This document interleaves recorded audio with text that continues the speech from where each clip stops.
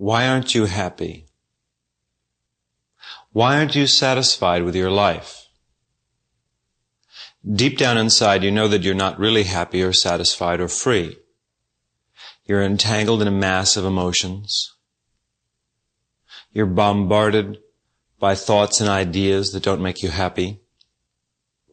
You live in a world gone mad, where people use technology to find faster and more efficient ways to kill each other, where in every home there's cruelty and unhappiness, where love is just another four-letter word for fulfillment of desire, where beauty is laughed at, purity stained, humility ignored. Why aren't you happy? Why aren't all of you happy when there's so much to have and so much to be? The reason is very simple. At the root of all problems, we find one causal answer: self-giving. The reason you are not happy, the reason the world lacks peace,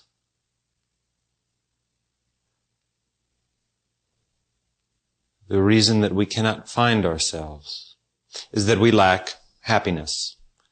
Happiness that comes from self-giving. We have two choices in life.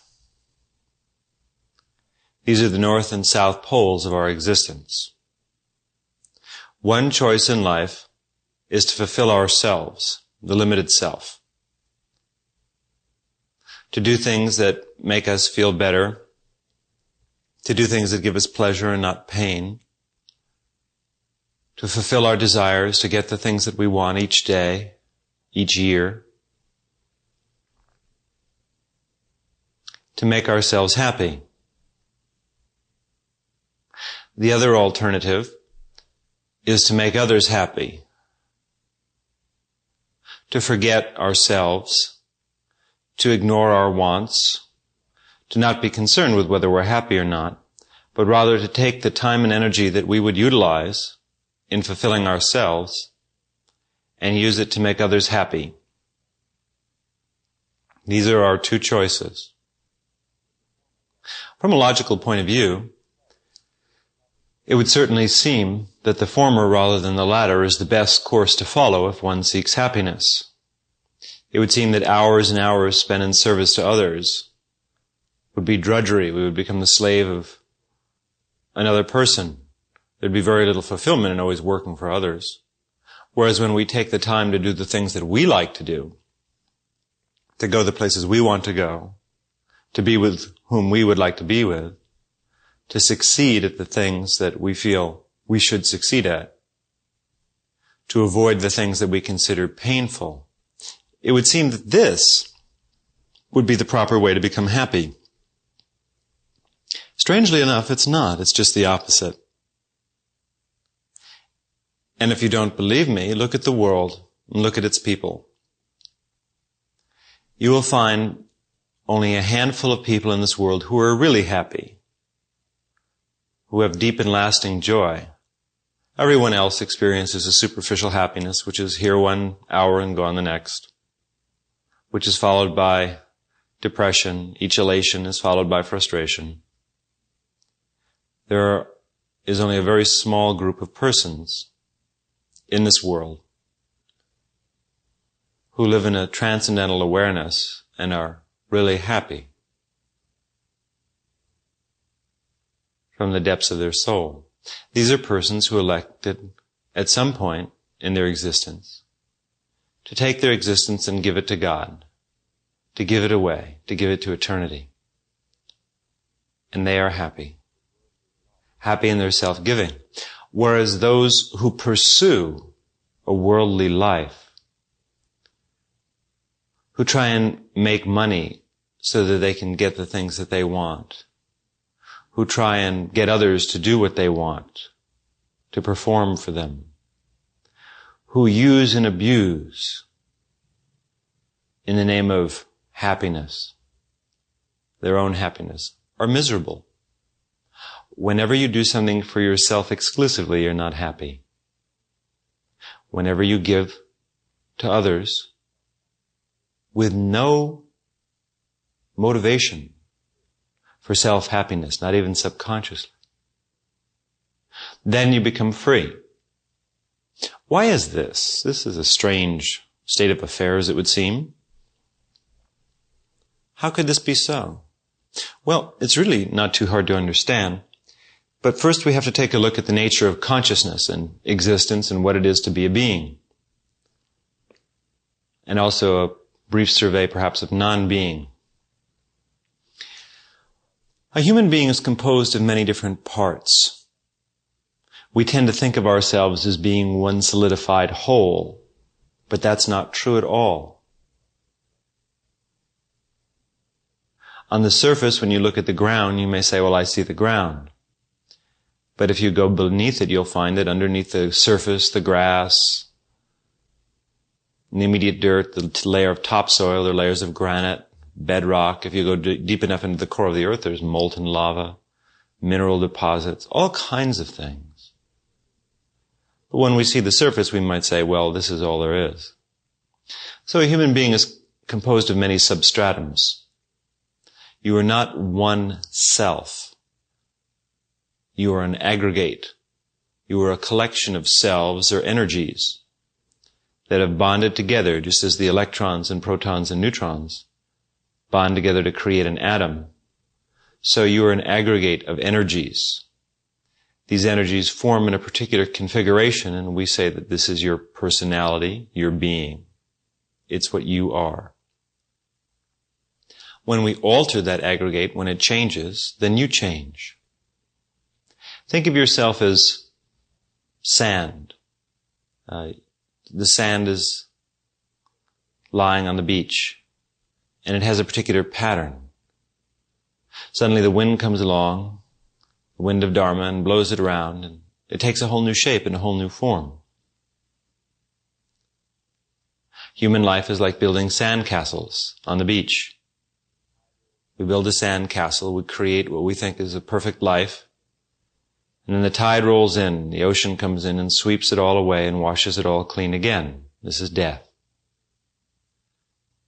Then suddenly we find ourselves on the beach again and we're building something new. And then the ocean sweeps it away again and again and again. The ocean is eternal existence, eternal consciousness. And we sit on the beach building. You are composed of the physical body, of the mind which thinks and analyzes, the heart which loves, the ego, the sense of identity, of I-ness. Then there are many, many different selves beyond these selves, different voices from the past, selves of past lives. And if we look further, we see that we actually contain all of existence, that everyone who's ever been or will ever be is in some way contained in our consciousness and our awareness. Our awareness is not limited to what our mind thinks. It extends like the ocean, all-where. Like the sky, it's endless. The sky contains planets, stars, galaxies, far beyond our imagination. It is the net that catches them all. So our consciousness contains many stars, many galaxies, many worlds. At the moment you may be only aware of what's going on one planet. But as you stretch your awareness, as you see, you become aware of all the divergent worlds, all the divergent existences that have ever been or will ever be. And you see that they're all at your disposal, that they're all part of you. As you progress in your self-realization, you'll discover that there isn't really anything that you aren't, that you can take on any mood, any action, any personality form, be it of this world or any other world. You have no fixed self. This is only an illusion. And this is the illusion that causes you to feel pain and suffering. sorrow and frustration and despair.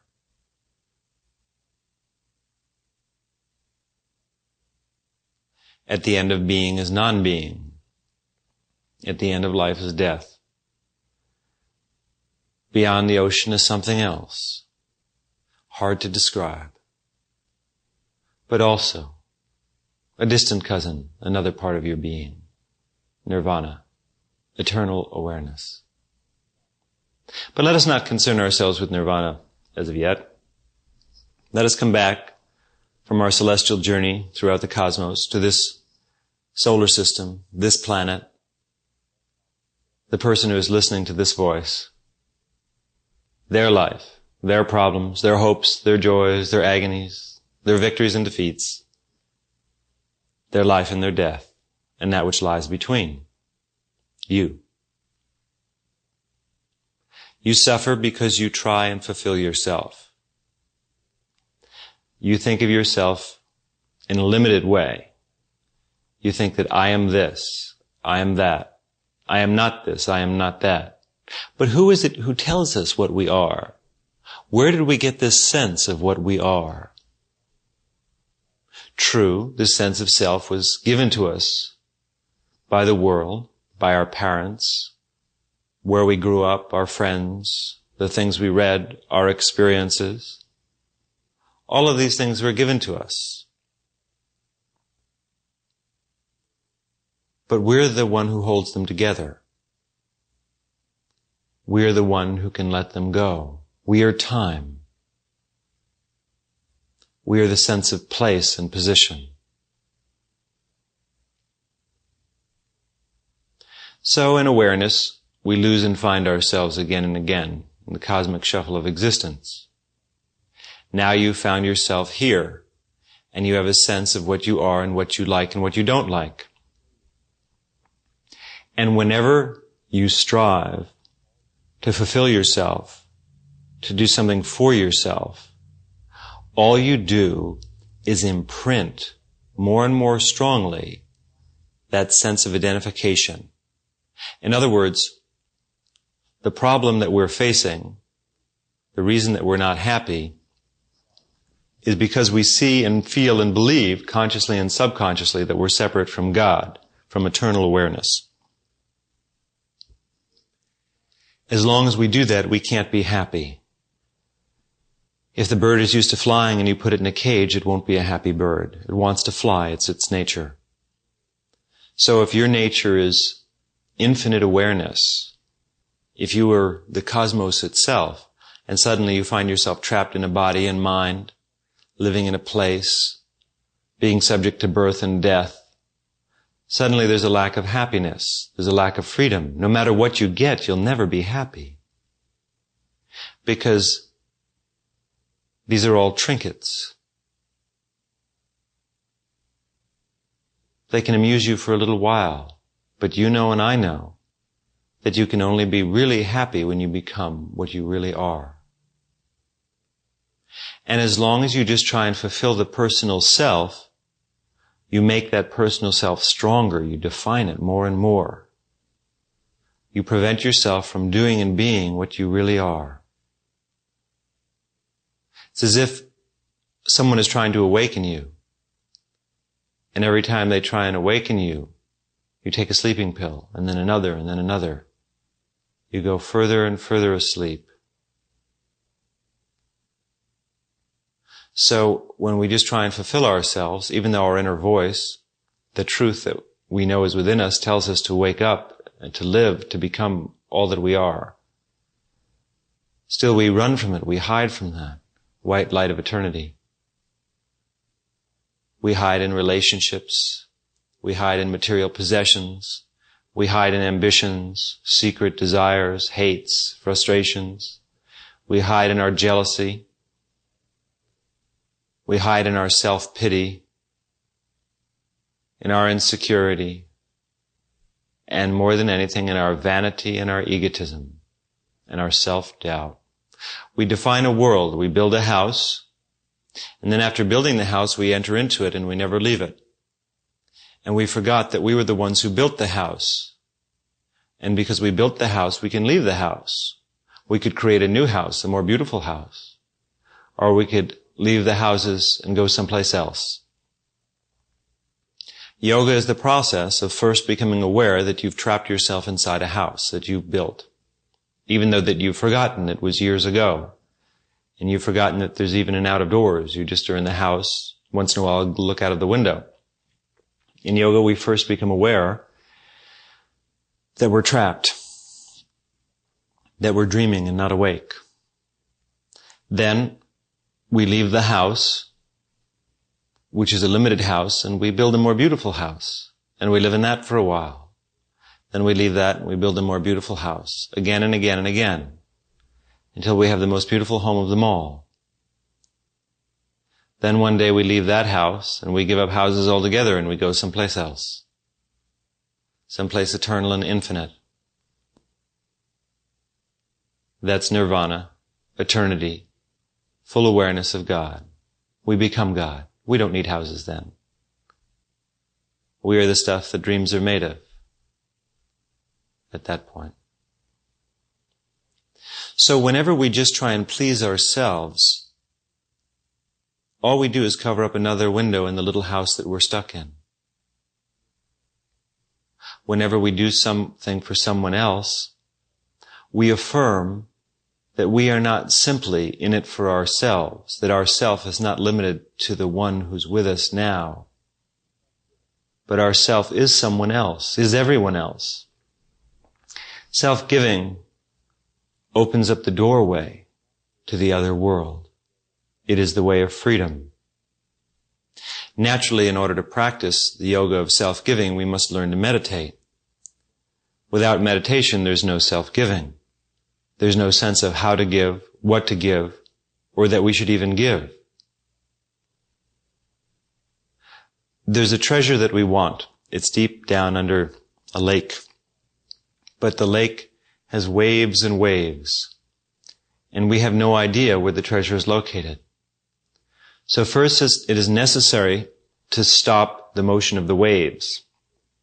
Once the waves stop and the water becomes smooth and clear, then we can look down into its depths.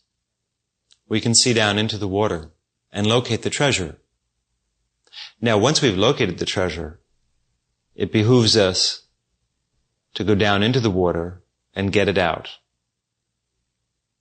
to bring it up to the surface,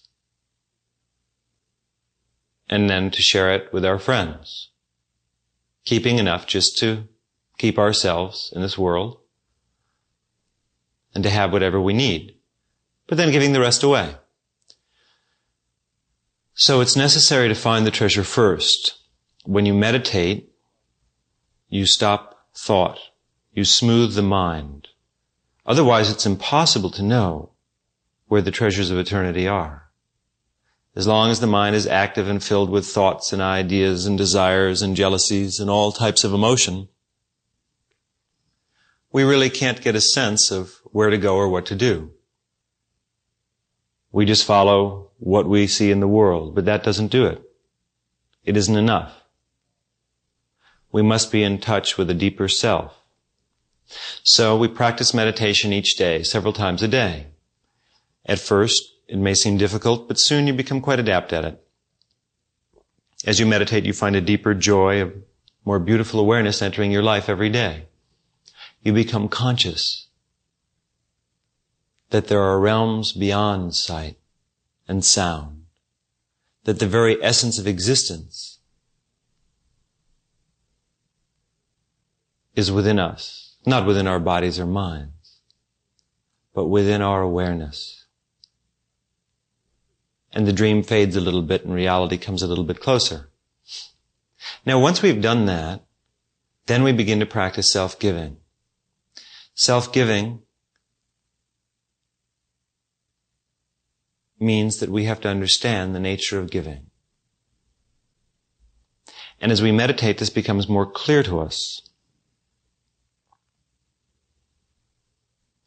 When most people give, they give conditionally.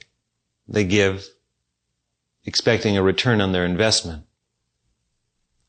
They give with a sense of attachment. Well, I'm going to give so-and-so this at Christmas because it'll make them happy. If I give Susan a new Cuisinart, then she'll be happy. If she's happy, then she'll be thankful to me. If she's thankful to me, my life will be better because we'll get along better. She'll do something for me. In other words, there's a sense of return on our investment. Very often people give to others to control them and dominate them. The parent gives the child something. Possessions, a new car, money. And when the parent does this, well, on the one hand, they're giving just because they want to give. On the other hand, it exercises control. They know that the child depends on them. They know the child wants these things, and therefore the child has to do what they want. Otherwise, they will withdraw the favors and the presents. Manipulation, domination, no happiness, sickness, psychic sickness. In real self-giving, we're inspired. We don't think about time or place or condition or practicality. We sense that we need to make a gesture, an offering. We give someone something. Whether they acknowledge us or not, it is not important. We gain enough joy just from giving to fulfill ourselves. This is basic self-giving. As you meditate each day, the selfishness will leave you. You will find that you will be able to give purely and freely. As with loving, it's best to love with attachment than not to love at all. So with self-giving, it's best to give somewhat selfishly than not to give at all. That's one of the steps that we climb on the ladder, on the way to selfless giving and selfless love, is selfish giving and selfish love. But still, it's necessary to go further, to expand our awareness, to become conscious of our own immortality and our mortality. So, how do we do that? I mean, true, we could go out and give people a lot of presents. Would that give us a sense of perfect awareness? No, certainly not. That sense of perfect awareness will only really come when we begin to give in a more spiritual way. When we not only offer a small present, but our whole life. When we give that away. The yoga of selfless giving is a yoga of choice. The primary choice we make is not what to give, how to give, or where to give. Because we feel that we could fool ourselves. We could think that we're giving selflessly and actually be giving very selfishly. So what we're really trying to do then is to become perfect givers. The idea behind this is quite simple. Right now we don't see that we are God, that we are infinite awareness. We're not aware of the joy of our own immortality. When we give to someone else, something interesting happens. If we give purely, it opens up a doorway in our heart. And it gives us the vision to see that those we give to are God. As we serve others and work for others, we become happy. But we also see that the transcendental reality exists within those we give to. As we see this in others, then suddenly we see it within ourselves. Then we see that that one light, that one unified reality that we see in others is the same reality that is within ourselves, that we are one. We are one with those whom we give to. We are one with all of existence.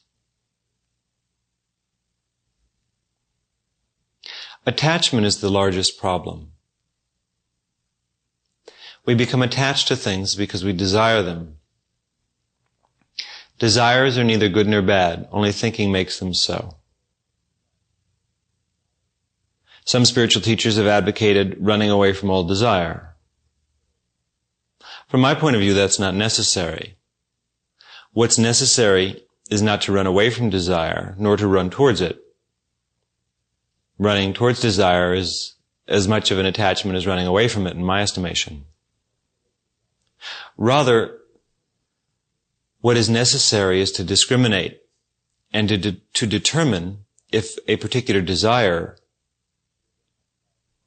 is proper for us. We were going out to buy a car, and we go from place to place. We look at the Datsuns and Toyotas and BMWs, Chevrolets, Chryslers, and we have to find the car that suits us. We might see a car that's very flashy and we want it very much and we can't afford it. But if we buy it and we get saddled with these very expensive payments, we won't be happy. Perhaps we were supposed to use some of that money for our education, for our families. But no, we had to buy some flashy car. We did the wrong thing and now we'll suffer because of it. We know we didn't do what was right. Whereas there may have been a car that wasn't as expensive, but that was quite good. Perhaps even a used car that will fulfill our needs for now. It's more than adequate. It'll get us where we need to go. So, there's nothing wrong with having a car. The desire to have a car is not necessarily bad. Rather, it's just doing it in the proper way. Finding which desire is in harmony with the will of the infinite. If you have a great deal of money and you can afford it, you can get yourself that flashy car. It's not a problem. It might be fun. It's a question of discrimination. There are many possibilities in life, but we have to match the proper possibility with the proper time. As you meditate, you will come to know what is right. And as you practice selfless giving, you'll gain the strength to do what is right. The highest and best type of giving is done without attachment. Attachment means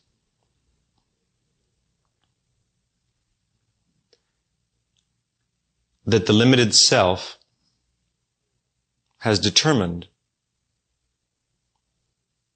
to hold on to something. Now, this is impossible. You cannot hold on to anything in this world. The very nature of this world is transitory. Everything here comes and goes. Nothing lasts. Not even you, in your current form, will last. So it seems absurd to try and hold on to something, to derive our happiness from it when we know we're going to be parted from it and therefore become unhappy. But this is what we do. This is attachment. Unattachment doesn't mean not having things or loving or having emotions or being in the world or having possessions. It simply means that we're unattached. We realize that everything comes forth from God and everything returns to God. That something is in our life as long as it should be and we enjoy it. And then when it's removed from our life, we're perfectly happy too. Because our real happiness was not coming from possessions or people or experiences, but just from pure being. If you're happy just to be, then the world can come and give you everything, and that's nice. The world can take everything away, and that's nice. It really doesn't matter, because you're innately happy. That innate happiness comes and develops in self-giving. When we practice selfless giving, we open the doorway to that happiness. Selfless giving isn't drudgery. It doesn't mean that you have to go do unhappy things for hours and hours on end. As a matter of fact, selfless giving won't work then. Selfless giving is not martyrdom. It's not particularly painful. It's good, clean fun. In selfless giving, we're inspired to do something for someone else. To do something for our country, for our world, or for God. We can tell a person's level of spiritual development simply by watching how much they give, how they give, and to whom they give. The sign of an advanced spiritual person, of course, is that they've affixed themselves to a spiritual organization. and they practice their selfless giving on a spiritual level. Someone who's not quite as evolved would be giving in a more material way, perhaps to their society through political involvement, something like that. Someone who's not quite as evolved as that might practice their self-giving just simply within the bounds of their own family. They try and be a good wife, a good mother, a good husband, a good child. Something like that. We live in a world with many, many billions of persons, beings who are all at different cycles. They're all in different stages in their progression through their incarnations. But a spiritually advanced person, one who's already been through many lifetimes and kind of worked those things out, practices their selfless giving in a spiritual realm. They're no better than anyone else. We can't say that the person in graduate school is any better than the first grader. Each one is in the proper place at the proper time. But they certainly conduct themselves in a somewhat different way.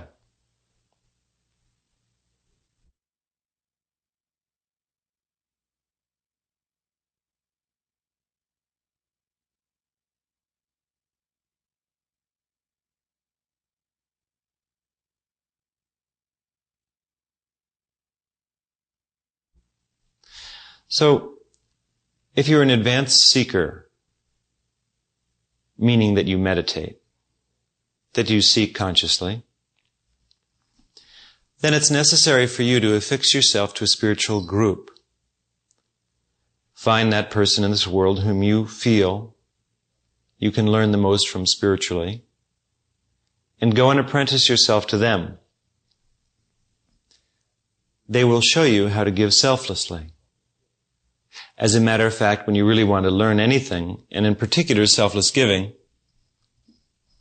the best and most important thing to do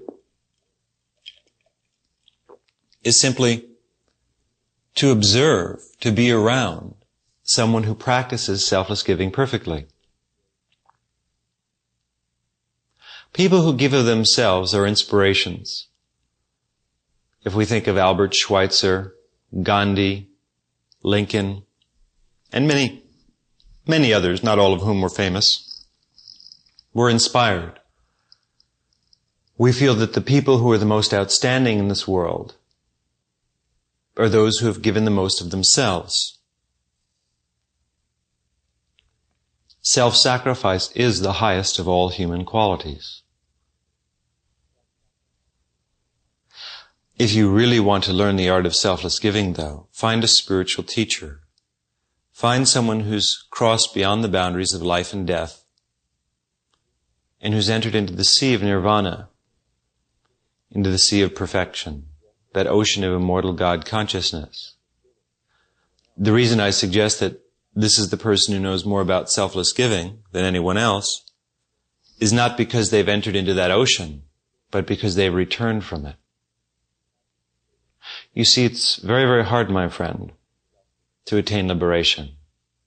Countless lifetimes of work and self-giving and meditation. And once you've attained liberation, it's not necessary to come back into this world. You can just stay one with God in immortal consciousness and ecstasy forever. But some persons choose, even after they've had that experience, rather than stay in that immortal bliss all the time, they choose to come back for others. They don't have to. Christ didn't have to. Buddha didn't have to. Many others did not have to. They reached a plane in their awareness in their lifetime when they could have just gone off and meditated by themselves, but they came back to teach. They came back to give. They came back to die, to suffer, when it was no longer necessary for them to do so. It's one thing to give because you need to. It's another to give when you don't have to at all. So the greatest souls in this world, in a sense, or I don't know if they're the greatest souls, but let us just say that the most giving souls are those who give when they don't have to give, who could just walk away from this world and its suffering and merge with eternal existence and bliss forever, a bliss far beyond your understanding, an ecstasy beyond description, a beauty and light that surpasses all knowledge and all things in this and all other worlds. This is what it is like when you cross that boundary into immortal perfection that we call God realization or nirvana. And to come back from that, to ease the pain and suffering and misery of others, to talk to those who will belittle you, who will not understand you, who will not listen to what you have to say, but to do it anyway, to serve out your time in this life. If you are fortunate enough to meet such a being, then you will really learn selfless giving just by being with them, just by watching them. Because you'll see that every second, every moment of their awareness is directed towards others. And also they have the power to change and transform the lives of others. So if you really want to learn selfless giving, it's really necessary to be around such a person. And not simply to be around them, but to observe them carefully, to watch what they do. Not just on the surface, but within. To try and understand what motivates them. What motivates someone who has become wealthy to go out and work in the ghetto with those who are poor? What motivates one who has perfect health to go and work with the sick? Because if you understand that, then you'll understand the root and cause of all existence.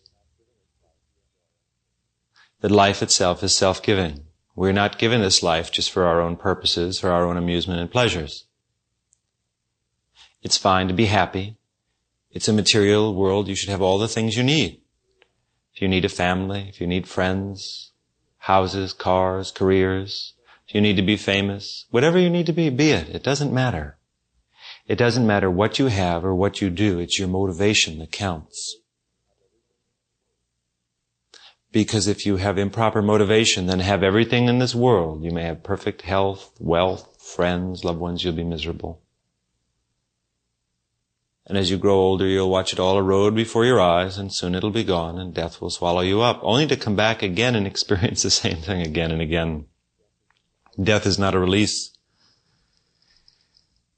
Death is just a hyphen between incarnations. So one day, after many, many lifetimes of being shuffled around this old world, of seeing the up and down of it, we get wise. We decide that the fun in life is to give. And as we do, we become happier and happier. We go and join a spiritual community. That is to say, we study with a teacher, and our friends are the other students, people who, like ourselves, have wised up a little bit after enough lifetimes and learned that the fun of life is giving. And we begin to work for humanity together. A spiritual teacher always has a journey. And we hop on to their journey. We travel with them. Their journey is for a course of years in this world to try and bring light to others. So we help them with their work. If you want to become a great silversmith, you have to apprentice yourself to a master silversmith. Gradually over the years, you will learn the art. And one day you'll be the silversmith perhaps, and you'll have apprentices. Or you may not be interested in apprentices. You might just make things. So we come to the spiritual teacher, and we help them in their work. We help them reach others, inspire others, and we watch them. We watch the little drama that goes on in their lives on this cosmic stage of existence. We watch them deal with the public. We watch them deal with the students. We watch this magnificent process, and we learn. We're witnesses to immortality. And as we watch, our heart opens because we're inspired by the self-giving. We're inspired by the God that we see in others. And suddenly we find ourselves changing. We find ourselves giving more and more, sleeping a little less, working a little harder, and we find that our lives become rather amazingly beautiful, that they're deeper and more conscious. Things that I can't put into words, but that you will feel as you walk along the pathway to enlightenment. Selfless giving is something that, in my estimation, begins at home. I feel that there's lots and lots of opportunities for you to give of yourself all the time. I don't think you have to travel to India to learn selfless giving. I think that selfless giving is right where you are right now. That there's always an opportunity. There's always someone to help. There's always some way in which you can perfect yourself through service to others. In the beginning, we have a sense of giving in small blocks, units. We give part of our time or part of our energy to someone else to help them prosper. But as we advance, we become aware that we really want to give perfectly. And that even though we're giving somewhat selflessly, there may be subconscious motivations. Part of our selfless giving may actually subconsciously be selfish. So we approach God, we sit in meditation, and we feel eternity. And we say to eternity, eternity, I don't know what's right or wrong, good or bad. I may be doing what's right or I may be deceiving myself. So instead what I'm going to do is give my life to you. Giving my life to you may mean leading a very ordinary life, or it may mean leading an extraordinary life. It may mean having a family, a career, or it may mean going beyond all that to just work for others. It's hard to say. So rather than making a decision myself, I'm going to let you decide for me. I'm going to give my life to you, to do with as you will, because I know that you are myself. You are my very being. When this life ends, I will be absorbed back into you. I have come forth from you. You are all good, and you know all that there is. So please act in me and through me at every moment and every second. Let me be but an extension of your being. Teach me how to give and love selflessly at all times. When you have this attitude, when you pray and meditate with this feeling, then you will give selflessly. And then you can view everything in your life as part of your yoga of selfless giving. Your yoga of selfless giving is not confined to just several hours a week when you do something for a spiritual organization or do something for someone else. Rather, your selfless giving involves everything and everyone in your life. Remember, it's attitude that matters most. So, for example, let us say that what you're trying to do is achieve God realization. You want to achieve self-realization, to become fully conscious, to be like Christ or Buddha or Krishna or Ramakrishna. You want to become a perfected, enlightened person. Now, you could want to do this just because it would fulfill you, or you could feel, no, rather than just do this to fulfill myself, I want this to occur because if it does, look how much more I can do for others.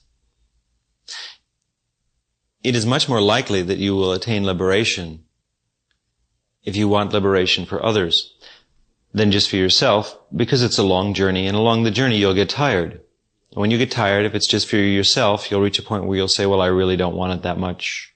It's the sour grapes routine. Oh, it couldn't be that good. I've come far enough. Let me rest. I'm tired. But if when you're very, very tired and you're about to give up, you think, well, yes, I could give up for myself, but no, there are others who I will be able to help, and they're waiting for me, and if I don't complete my task, if I don't do this perfectly, then what about them? They'll suffer. So then you'll pick yourself up no matter how tired you are and go forward again and again and again until you've reached liberation.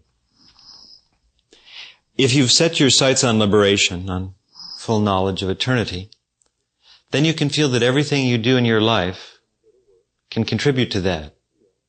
So if you work, when you go to work, you should feel that your work is meditation.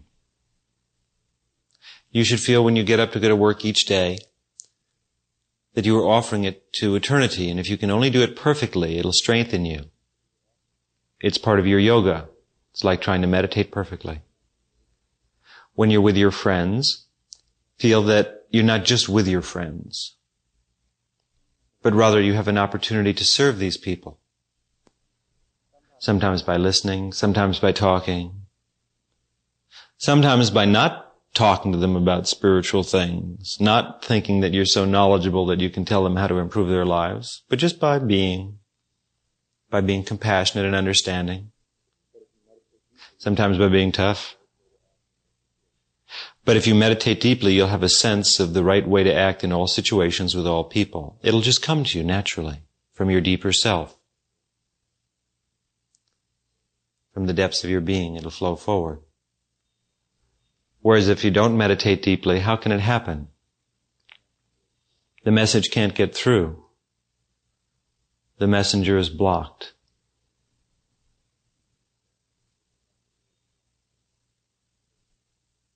Learn to use everything in your life as part of your selfless giving. There's no situation that you can become involved in that you can't use for part of your selfless giving.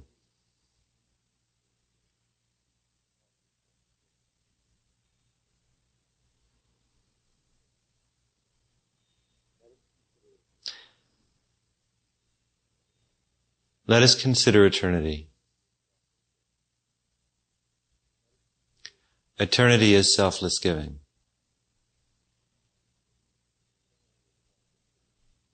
Think of a star. A star burns up its very substance to give light to others. So you need to be like a star. Eternity sends forth all of the worlds, all of the beings we see. The very fabric of existence. Eternity gives life to all, sustains all, transforms all in the wheel of Dharma, the wheel of birth, death, and rebirth, till all attain perfection. Eternity does nothing but give.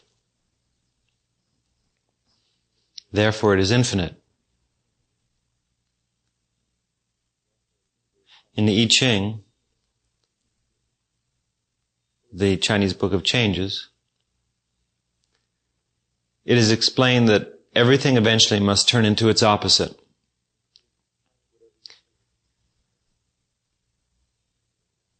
Whatever you do, sooner or later its opposite will occur. This is the nature of change. That which is high will become low. That which is distant will become near.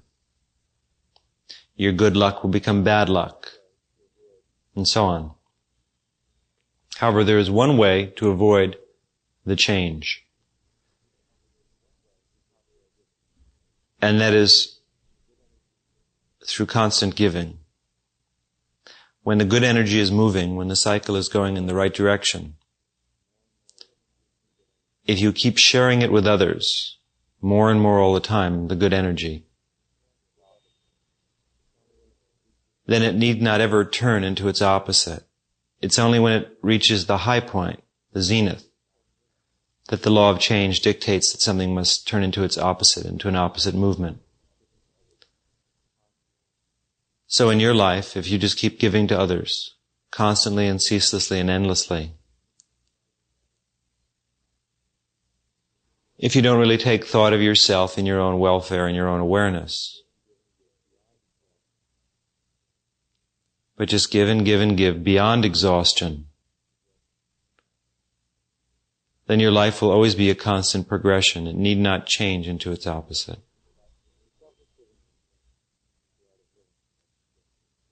Selfless giving is the art of living, as I suggested at the beginning of this discussion.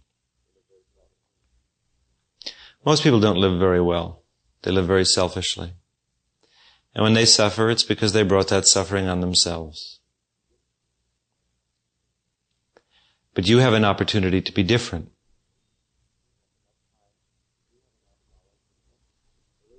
You have enough time, enough knowledge, and enough volition to be different.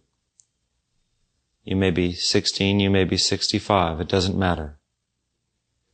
All you have is all the time in the world. No more and no less. And if you begin today, you can change your life forever.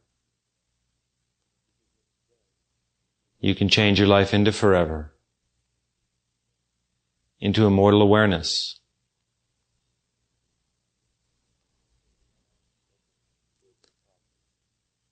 Selfless giving rounds the edges in spiritual practice.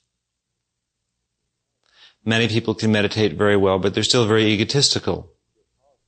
You go and see the spiritual teacher and you watch them meditate, and you feel power from them. But then you see that they're really egotistical.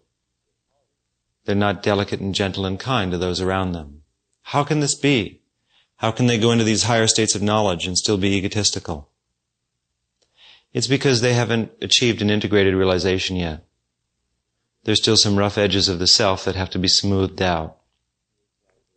Selfless giving smooths out the rough edges, unties the hard knots.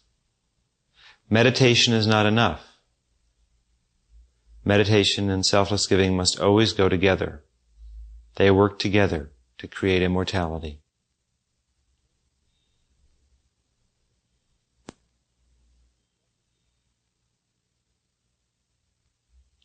Selfless giving is downright fun. When you're going through a difficult time yourself, when life is not pleasing you, you're depressed, you're discouraged, forget about yourself for a while. Go do something for someone else. This is the fastest way to pull yourself out of a negative state of consciousness. You could sit around and feel sorry for yourself and be miserable. Or you can simply pick yourself up and go out and do things for others. Don't expect always to be inspired. Sometimes you have to inspire yourself.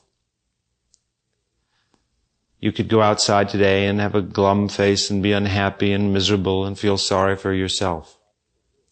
Or you could put a smile on your face and go out into the world, even though you don't feel like it. That's selfless giving. Selfless giving is not convenient. It doesn't mean that today we're struck by a mood and we're inspired and we're going to go help someone else. Selfless giving, real selfless giving, involves commitment. The commitment to make others happy, whether we feel like it or not, without complaining and without indulging. This is the higher art of selfless giving. It's nice to give when you're inspired. That's the adolescence of giving. We feel good, we're inspired. We don't feel good, we're not inspired. But in real selfless giving, mature selfless giving, we always give. We have a certain standard that we uphold in our consciousness, that we never allow ourselves to slip beneath. As a matter of fact, we're raising the standard all of the time. We're giving in a deeper, more pure way all of the time. So when you really give selflessly, after a while it becomes automatic. If you are unhappy, if you're discouraged, be that way in your bedroom, by yourself. But whenever you leave your room and come out into the world, in real selfless giving, we push all of that aside. And we smile and give love to others. In other words, what I'm suggesting is that selfless giving is not just our actions. It's not just that we go and spend time with others or work with them. But selfless giving extends itself to our emotional makeup. we could be unhappy and discouraged for ourselves. But if we're trying to be in a high vibratory state so we can really be of service to others, it's necessary to be happy. We can be happy even if we don't feel like it, as part of our selfless giving. We can't allow ourselves to be depressed or discouraged. There are people who depend upon us. There are things to accomplish. We only have a little bit of time in this world before death swallows us up. We must bring light to as many people as possible. Who has time to indulge in self-pity, in moral recriminations, and guilt, and feeling sorry for ourselves? In advanced self-giving, you feel you have no time for this. You just push those emotions out. If you were just being yourself, you could indulge. You have time to be unhappy. I don't have the luxury of time to be unhappy. I have too much to do. I have too much to accomplish. Who has time to be unhappy? When you're young and you're not feeling well, you may not go to school. Your mother will keep you home because you're ill. When you're an adult, you have to go even if you don't feel well. You have to work. It's necessary. This is growing up. This is maturity. So you may not feel like giving selflessly. But it doesn't matter. You have to do it anyway. This is if you're an advanced spiritual seeker now. If you're a beginner, if you're just learning how to meditate and just beginning to gain control of your life, let alone give the whole thing away to eternity, then you can just kind of be yourself and be inspired, be a happy creature, give when you want to, love when you want to, meditate when you want to. But when you enter into the professional league, when you become of interest to me or other spiritual teachers, that's when you get serious about it now. You don't need to be pampered anymore. You just want to learn and give and become godlike and live your life for others. Then come and see me. Come and talk to me when you get to that point. Then I'm interested. I work with beginners. I work with all sizes, shapes, forms, and dimensions, physical and non-physical. But the ones I'm looking for are the ones who've gotten steady enough not to need all the time and the attention, who aren't in it for the glamour, for the rush of light, but have committed themselves to self-giving. And their self-giving is not just their physical work,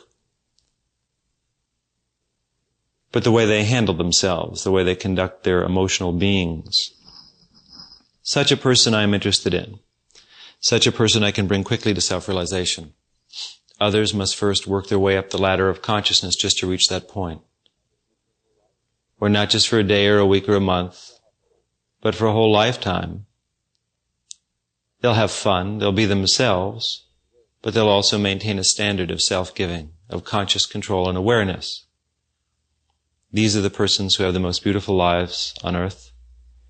These are the ones who do so much for others. So your spiritual journey and your spiritual welfare is really dependent, in my estimation, upon two primary factors. One, your ability to meditate well, and two, your ability to give of yourself. You'll find the two go hand in hand. The more you meditate, the more you'll give of yourself, and your self-giving will take an ease and a form and a shape, a beauty and a knowledge that will make it real self-giving. The more you give of yourself, you'll find the better you'll meditate. But you must do the two. Some people make a terrible mistake. They just give of themselves and don't meditate, and they burn themselves out. They get exhausted, and after a while they overdo their selfless giving. They don't have any fun with it anymore. And they just go at it doggedly day after day, thinking they're doing what's right, and they're not at all.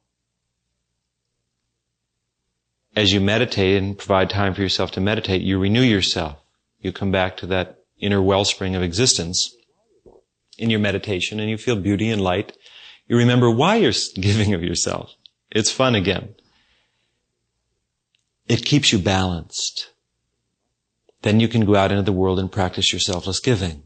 But you must meditate. Again, just meditation without selfless giving is not enough.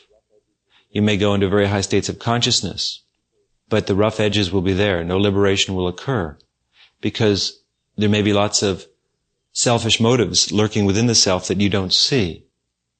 In order to work those out, we practice selfless giving. So the two go hand in hand, and whether you're an absolute beginner and you're just trying to meditate for a couple minutes a day and just think nice thoughts about other people and help them once in a while, or you're an advanced seeker who meditates with perfection in their whole being several hours a day, who's seeking a spiritual teacher or who has one, who's dedicated their life to the infinite, but not just as a formality or because it's the right thing to do, but because they really want to, and who not only works for others, but does so with a smile and with inspiration, with cleverness, with laughter and humor, and who is not all caught up in themselves. That is to say, the person is not thinking, oh, how wonderful I am, I just have given my life to God and to others. There's no subtle vanity or egotism, but they're just a regular person out there doing the best they can for others, using the advanced knowledge they get from meditation and from their spiritual teacher to just try and do a better and better job for humanity, without feeling they're important, with a recognition that this world existed fine before you were here and will exist fine after you are gone. Such a person practices the art of selfless giving. They're free from attachment, happy, progressive. And even on those days when the dark winds blow and we find ourselves turbulent and upset, they go out and act as a professional. They do a good job anyway. They have a high standard. Such persons are true karma yogis. They practice the art of selfless giving, as it really should be practiced. So give more and more of yourselves. Don't hold back. Life is so short and there's so much to do. Align yourself with others who seek what you seek. Meditate deeply. Play with your life. Have fun with it. And do what you can for others along the way. Don't expect others to admire you or appreciate you or understand you. Just do what you can. That's the joy. Don't wait for a return on the investment. Just give, give, give. But don't burn yourself out either. Because if you burn yourself out, then what good will you be for anyone else? If you burn yourself out in 2 years of intense selfless giving, what good is that if you could have given of yourself for another 20 years and done much more? While it's good to be interested in the short-term growth, consider the long-term. Set yourself up well. Get the things you want. If you want a house, car, friends, these things are not wrong. There's nothing wrong with the material. God exists in the material and in the spiritual. It's really all one. But don't be attached to them. They come and they go. You're out as a child playing in the world. And you're playing with your friends and you're absorbed. But then your mother calls you. It's time to come home. And then you leave your friends, you say goodbye and you come home. So God, the infinite mother, has set you in this world to play and have a nice time. Play nicely with others. Be kind to them. Help them. Love them. But always remember, when Mother calls, it will be time to go home. And she will call one day.